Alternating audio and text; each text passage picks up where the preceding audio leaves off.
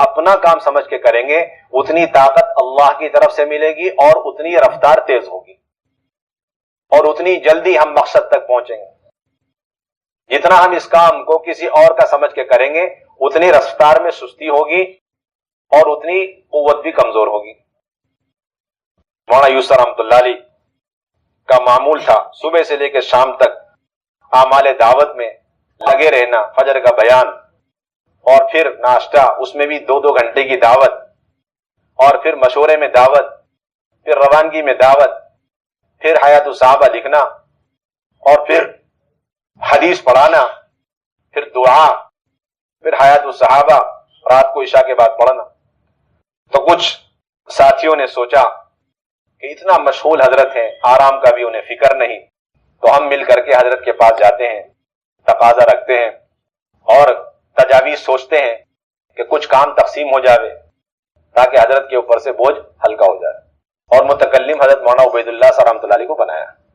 بس ان کی تجویز سنتے ہی حضرت اتنے ناراض ہوئے کہ حضرت نے بس ایک جملہ کہا کہ تم سب کے سب اپنا بوریا بسترا لے کر یہاں سے چلے جاؤ، تم میں سے کسی کی مجھے ضرورت نہیں. کیا فرمائے؟ سب یہاں سے اپنا بسترا سمیٹو، یہاں سے روانہ ہو، تم میں سے ایک کی مجھے ضرورت نہیں. پھر فرمایا کہ تمہارے میں اور مجھ میں فرق صرف اس لیے ہے، اتنا سارا کام اللہ تعالیٰ اکیلے سے اور تم سارے مل کر کے، اس کی وجہ یہ ہے کہ میں اس کام کو اپنا کام سمجھ کے کرتا ہوں اور تم سب کے سب یہ کام میرا سمجھ کے کرتے ہیں. یہ ہے فرق کہ تم سب مل کر کے یہ کام یوسف کا سمجھ کے کرتے ہو، اس کا حکم اور امر سمجھ کے کرتے ہو، اور میں اس کو اپنا کام سمجھ کے کرتا ہوں. یہ ہے اصل چیز. پھر اس کے بعد ایک مثال دی کہ ایک شکاری نے اپنے کتے کو خرگوش کے پیچھے دوڑایا. اب کوشش کے باوجود کتا خرگوش تک پہنچ نہیں سکا اور خرگوش بچ کے نکل گیا. کسی نے پوچھا بھائی کیا بات تھی، کیا بات تھی؟ تو کتے نے کہا کہ میں دوڑا تھا اپنے مالک کے حکم کی وجہ سے. اور خرگوش سے پوچھا تو خرگوش نے کہا کہ میں دوڑا تھا اپنے لیے.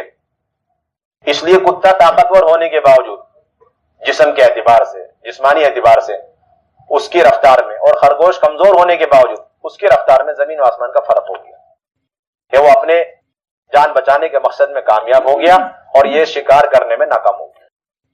یہی فرق رہے گا اگر امیر اور ساتھیوں کے درمیان نیتوں میں یہ فرق رہا کہ امیر تو اپنا کام